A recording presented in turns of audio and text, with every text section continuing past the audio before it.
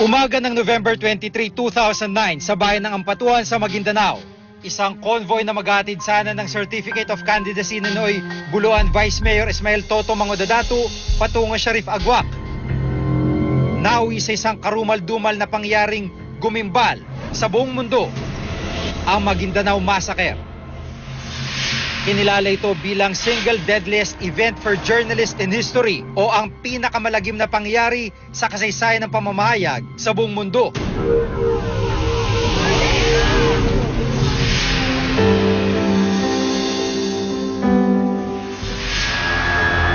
limampu't-walong kabuang bilang ng mga pinatay, kabilang ng 34 na mamamayag at 6 na miyembro ng pamilya Mangodadato.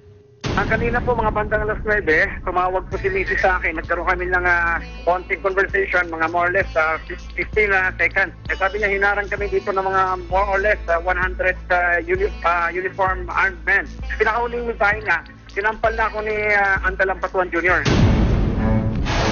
Matapos ang massacre, agad inaresto ang mga tinurong pangunahing sospek sa krimen, ang mag-amang Ampatuan.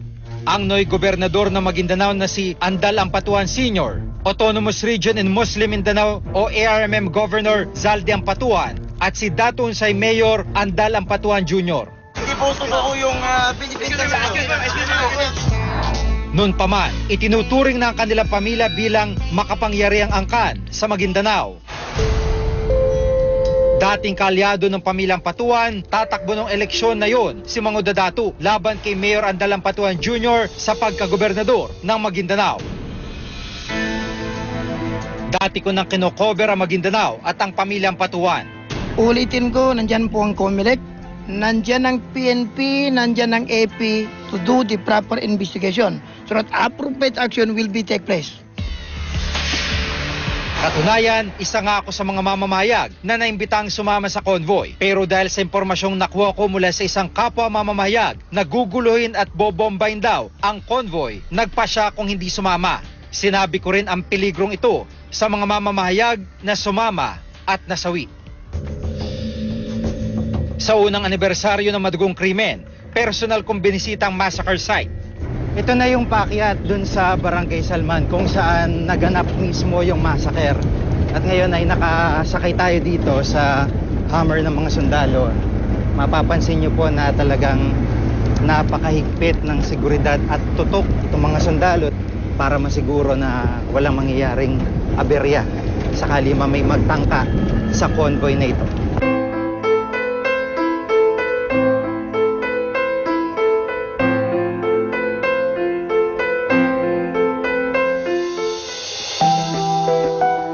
Makalipas ang 4 na taon mula nang mangyaring karumal-dumal na krimen, tila maila pa rin ang hustisya para sa mga biktima. Dahil hanggang ngayon, wala pa sa mga akusado ang nahatulan.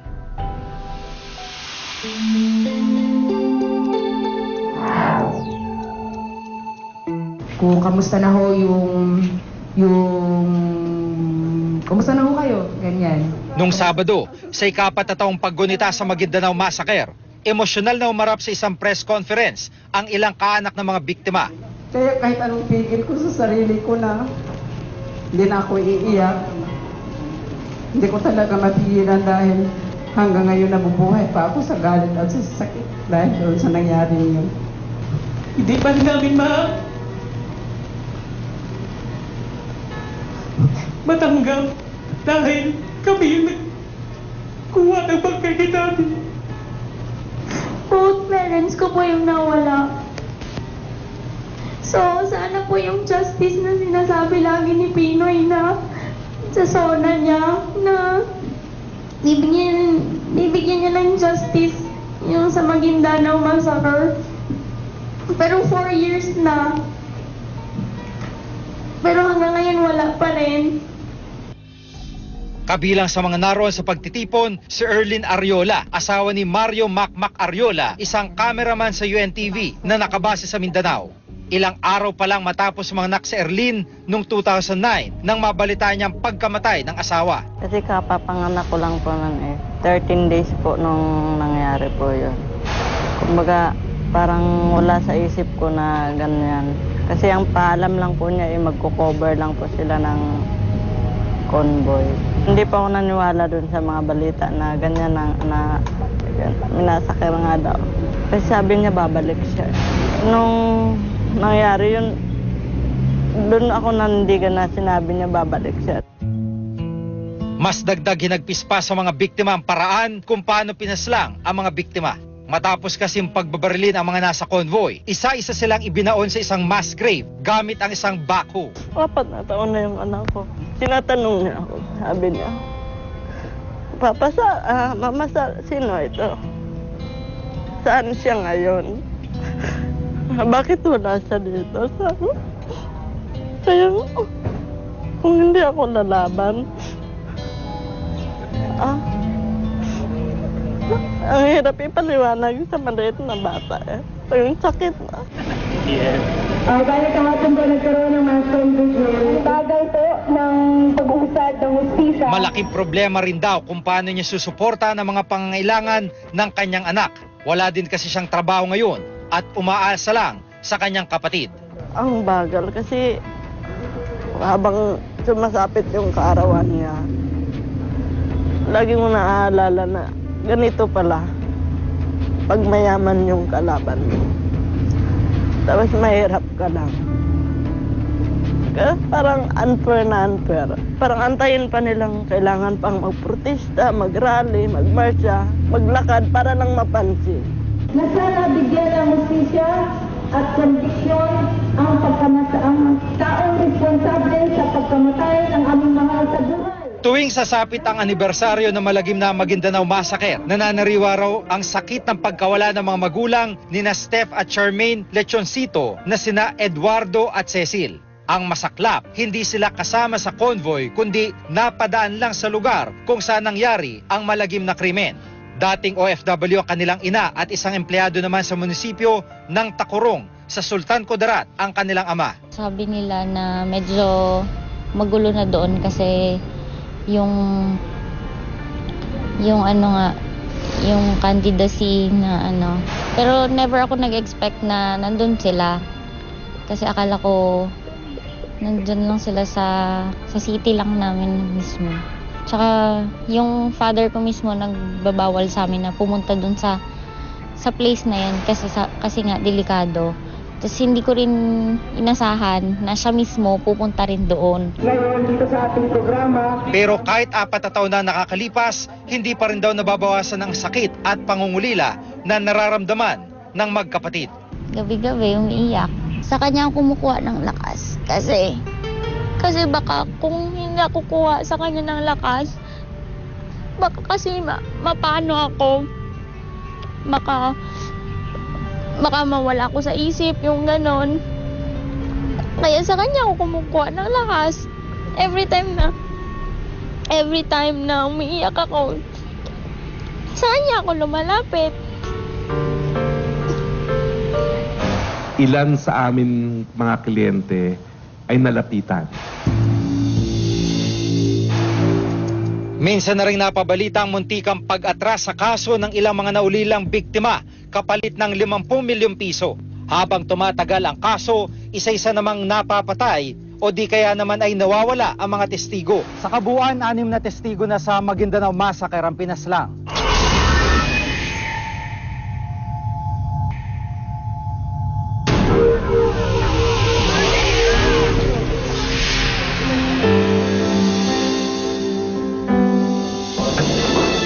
Mismong si Pangulong Aquino nag-utos sa mga state prosecutor na tutulan ang anumang tangkang i-delay ang trial. Kasama rin dito ang pagtitiyak na may mapaparusahan na sa kaso bago matapos ang kanyang termino sa 2016. Ano ba talaga ang gusto natin? Ang gusto natin is sila lang, yung 9 lang principal, na ngayon na dapat silang masintensya at makulong habang buhay. By the way, nakakulong na sila, no? O edi mag-focus tayo doon. Nakakarinig din ako ng reklamo, si pulis ganyan, isang ganyan, o si nakakitang ganyan, na walang ginawa, hindi pa nahuhuli. Gusto pala nating i-involve lahat.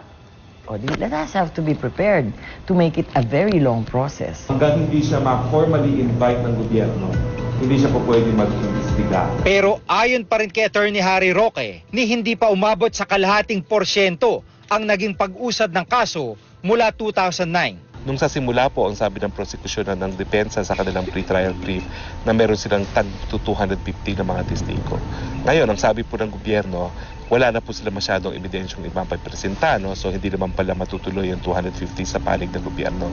Pero kung tutuusin po, kung totoo yung sabi ng depensa na meron din silang 250 na testigo, nakikita po natin na matagal pa talaga ang proseso ng Maguindanao Massacre. Napakahirap po, no? Pero sinasabi namin, kung matapos ang 4 na taon, nasa 20% pa lang tayo. Kaya po sabi namin, baka umabot pa ng 16 years itong prosesong ito. In this case, there is only one court, but there are so many accused, so many persons involved. And one thing which makes this case difficult is that it happened in Mindanao and the trial is in Quezon City. Ang mas nakakabahala, sa 174 na akusado sa krimen, 82 pa ang hindi pa rin naaresto hanggang ngayon. As of now, on the part of the CIDG, continuous naman yung ating manhunt operation. Sa katunayan po, ang CIDG ay nagbuo ng tracker teams. Bawat region, meron po tayong binuo na tracker team. Yan po ay intended para po sa manhunt operation nga po. Intended for the wanted person, specifically nga po itong sa Maguindanao Massacre suspects. Ilan sa amin mga kliyente ay nalapitan. Minsan na rin napabalita ang muntikang pag-atras sa kaso ng ilang mga naulilang biktima kapalit ng 50 milyong piso. Pero pinabulaanan nito ni Attorney Harry Roque. Wala pong katotohanan yan. No? Nabigyan lang namin ng kumpirmasyon, nagkaroon ng pagtangka. Pero naunsyami po nung namatay mismo yung negosyador. To. So sa ngayon po, naninindigan ng mga biktima pagkamat 4 na taon na nakalipas na mas ninanais sila makamit ang katarungan. Isa na naman pong posibleng testigo sa Maguindanao Massacre case ang pinatay. Dinukot at sinapshap ang katawan niyan daw ang ginawa sa nawawalang witness sa Maguindanao Massacre. Habang tumatagal ang kaso, isa-isa namang napapatay o di kaya naman ay nawawala ang mga testigo. 6 na buwan naman pagkatapos lumabas si Suab Upham noong 2010 bilang isang testigo, isang tao manaw na nambang sa kanya at pinagbabaril siya sa bayan ng Parang sa Maguindanao.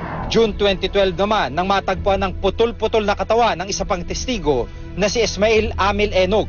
Sa kabuuan, 6 na testigo na sa Maguindanao Massacre ang pinaslang.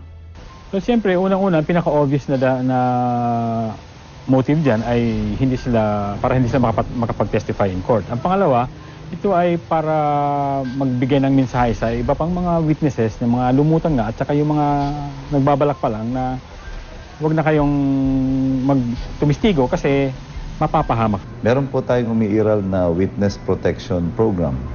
Gusto po ng pamahalaan na palakasin ito sa pamagitan ng pag-amyenda dito para mas may ngipin po ito at mas makatulong sa mga saksi sa mga krimen.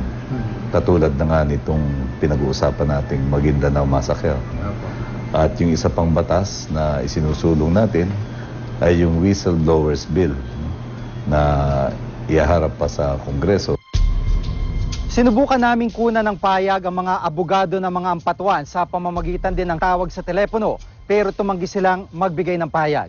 Ayon sa pag-aaral na ginawa ng Committee to Protect Journalists noong 2012, pangatlong Pilipinas sa mga bansa sa buong mundo bilang pinakadelikadong lugar para sa mga journalist kung dami ng kaso ng pagpatay ang pagbabasehan dito.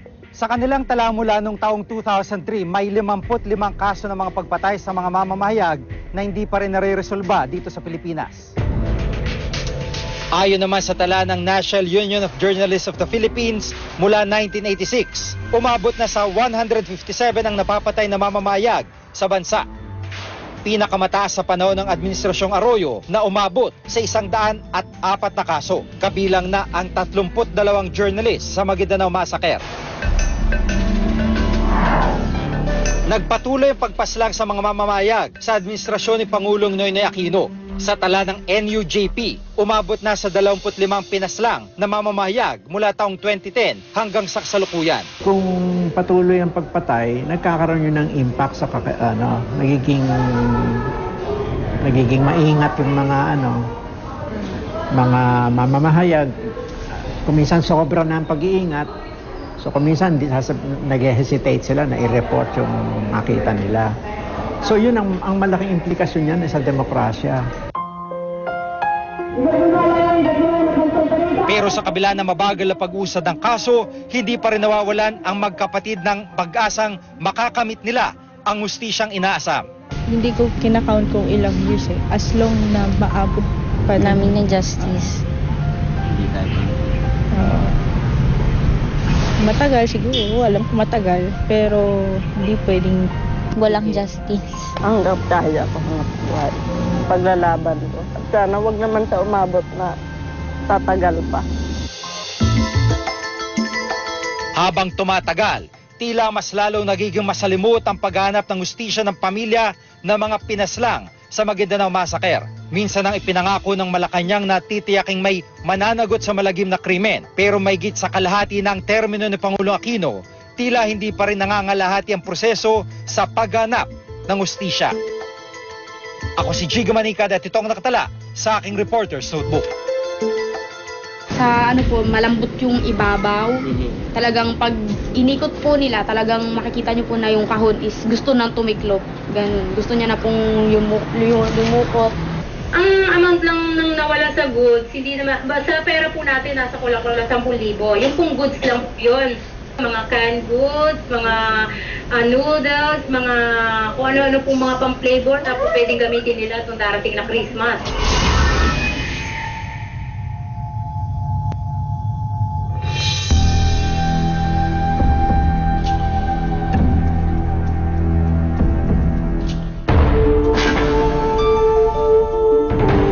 Department of Trade and Industry, mula Enero hanggang Oktubre ngayong taon, mahigit 100 reklamo na ang natatanggap nila tungkol sa mga hindi na-deliver, ninakaw, nawawala o di kaya sira-sirang balikbayan box o cargo. Ang pamilya Capistrano dismayado nang makarating sa kanila ang ilang balikbayan boxes. Mula ito sa kanilang ina na si Marian Capistrano, 10 taon nang namamasukan sa isang beauty parlor sa Middle East. Ano po, ganyan lang po talaga, ganyan. Tapos, yung butas na malaki kasya yung kamay. Tapos, inangat ko lang po, tapos sabi ng ate ko picture, hindi binalig lang po namin, tapos pinicture ko. Pero gano'n lang po talaga, itsura lang po. July 2013 nang ipadala ng kanilang ina mula Saudi ang balikbayan box, pero October 26 na nang dumating ito. Atrasado na nga ang pagdating ng balikbayan box, luray-luray na nila itong natanggap. Ano po siya, talagang sa malambot yung ibabaw. Talagang pag inikot po nila, talagang makikita nyo po na yung kahon is gusto nang tumiklop. Ganun. Gusto niya na pong lumukot. Tapos hawakan nyo lang po ng ganyan, matatanggal kasi nga po basa. Isinangguni agad ng magkakapatid sa kanilang ina ang natanggap na balikbayan box. Binigay sa akin yung number na pwede kong kontakin sa Manila, yung Benwell forwarder. So binigay sa akin yung number, kinunta ko siya. Sabi niya, ma'am, naka-hold po ang cargo nyo, ang box nyo. Sabi ko, anong dahilan bakit ino-hold ang bagahe ko? Bakit ino-hold ang bagahe ko? Bayad naman yan. Itanong nyo na lang po sa manager nyo dyan o sa manager dyan ng WRJ kung ano man at malalaman nyo kung bakit nyo hinold yung cargo nyo. Opo. So, nung tinanong ko po dito, wala naman daw silang pinapahold. Sa kwenta ni Ginang Capistrano, aabot sa mahigit 10,000 piso ang nawala at nasira sa kanyang balikbayan box. Ang amount lang nang nawala sa goods, hindi naman, sa pera po natin nasa kulang-kulang 10,000. Yung pong goods lang po yun. Mga canned goods, mga noodles, mga kung ano-ano pong mga pang-flavor na po pwedeng gamitin nila itong darating na Christmas. Walang nakapagbigay ng maayos na paliwanag sa pamilya Capistrano kung ano ang nangyari sa kanilang balikbayan box. Sinubukan naming kunan ng panig ang freight forwarder sa pamamagitan ng sulat at tawag pero hindi sila nagbigay ng pahayag. Mahirap rin daw malaman kung saan nabubuksan ng isang balikbayan box. Pagsakay po sa barko sa abroad, wala na po sa kamay ng consolidator yon, no? Pagdating naman sa customs dito, marami rin pong dinadaan ng proseso ang container, no? Maaari din pong magkaroon ng pilferage, kung may pilferage, pag nailabas na sa customs, dideliver na sa bahay ng consignee. Ang tanging makapagsasalba lamang daw sa mga balikbayan box na nawala, ninakaw, nasira o hindi na i-deliver ay ang tinatawag na insurance. Kapag nawala yung buong box, mayroon pong kabayaran na $200. Nag-o-offer po ang mga international freight forwarder to settle the complaint ng mga kababayan natin, kabayaran siya ng $200. Kung pilferage naman po, na i-deliver iba, may nawala. Hindi rin naman daw ligtas ang mga kumpanya ng freight forwarder sa kastigo kung sakaling mapatutunayang nagpabaya sila sa paghawak ng mga balikbayan box. Pag hindi po nila na-deliver yan, pwede po silang mabawian ng lisensya. Kung paulit-ulit, may multa pa, minimum 50,000 per violation. Pangatlo po, kami po yung nagsampa ng mga criminal cases. Komento naman ng grupong Center for Migrant Advocacy, nararapat lang daw pag-igihan ng pamahalaan ang pagbabantay sa mga naipupundar na mga overseas Filipino workers o OFW, kabilang ang balikbayan boxes na ipinadadala sa mga kaanak dito sa Pilipinas. Siyempre, first muna dapat mag-complain yung OFW. Of course, medyo problematic rin sa ating, I would say, kultura yung pagko-complain, no? At saka sa ating lipunan kasi nga, pag mag-complain ka, kumisan hindi mo alam yung channel o hindi maganda pag-entertain. It takes a long time, pinagpapasapasahan ka. So that I think that's both do sa private sector as well as dun sa gobyerno, no. Pero definitely yung gobyerno, I think, is responsible to help the OFW and anyone na nagko-complain against a certain private company.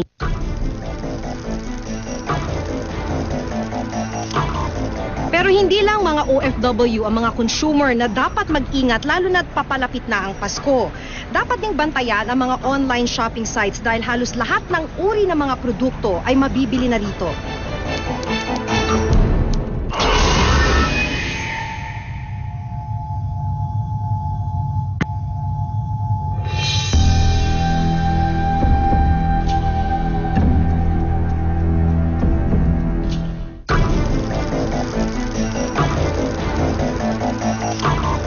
Pero hindi lang mga OFW ang mga consumer na dapat mag-ingat lalo na't papalapit na ang Pasko.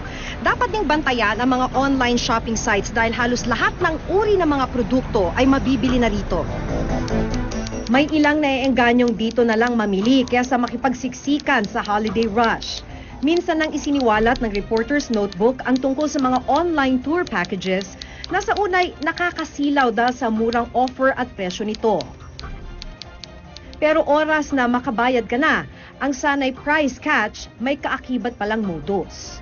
And then yun po, sabi nila sa amin, they will just call us. So kampante naman po kami, tatawagan kami. Tapos ayun po, nalaman na lang po namin na wala na pala yun. Hindi po lahat ng mura totoo. Yung mga iba po parang nanloloko lang. So huwag masyadong papadala sa mga murang purchases. Hindi rin nalalayo rito ang sinapit ni Alvin, hindi niya tunay na pangalan. Isang murang cellphone na nakapost sa online shop ang nag-engganyo sa kanyang umorder. 10,000 lang yun. Pero pag nabili mo kasi yun, sa iba that time, bago pa kasi yun, yung phone na yun. Bagong labas pa siya. So, siguro pag nilabas siya second hand, yung regular na siguro nasa 20 pa siya, 15, mga ganun. So, Siyempre, pag nag-browse ka kasi, hahanapin mo yung pinakang mura. So far, yun yung pinakamura. Nang tawagan ni Alvin ang online seller na pag-alaman niyang hindi pala totoong taga Quezon City lang ito tulad ng inilagay nito sa online ad. Di ko pa dinideclare sa kanya na nasa Manila ako. Pero sinabi niya na, nasa Baguio po kasi ako ngayon. Pero, kung gusto nyo, pwede tayo mag-meet halfway. Diba, La Union. Kasi diba Baguio pagbaba mo, La Union. La Union na yun. So, ako naman, kahit alam ko nagduda na ako nung una pa lang, pero nung binitawan niya kasi yung statement na pwede makipagkita, ang nasa isip ko, may item. Nagduda man na kumbinsi siyang magpadala pa rin ng 4,000 pisong down payment sa 10,000 kabuang halaga ng cellphone. Pero walang gadget na nakarating kay Alvin. After nun, bigla niyang sinabi na nung nakuha niya na yung amount, bigla niyang sinabi na napagalitan daw siya ng mother niya. Kasi bakit daw siya pumayag na kalahati? Kailangan na daw yung pera. So, dapat daw, ipadala ko na yung other half para makuha ko na din yung item. So, doon, sabi ko sa sarili ko, alam ko na lokohan lang to. Mahalagang alam ng bawat mamimili ang proseso kung saan lalapit sa oras na mabiktima sila ng anumang modus. Kung may phone number, pwedeng agad i-report siguro sa ating mga otoridad, halimbawa sa police or ganyan, kung bago ka magbayad, kung duda ka na talaga, pwede natin i-report yun sa otoridad like sa police natin. And if there are numbers na ginamit at natapos na yung transaction, siguro pwede natin i-report sa NTC and kung sa DTI, and if it's food and drugs, pwede sa Department of Health or sa Bureau of Food and Drugs Administration, yung ganyan. But an individual can file a case for estafa.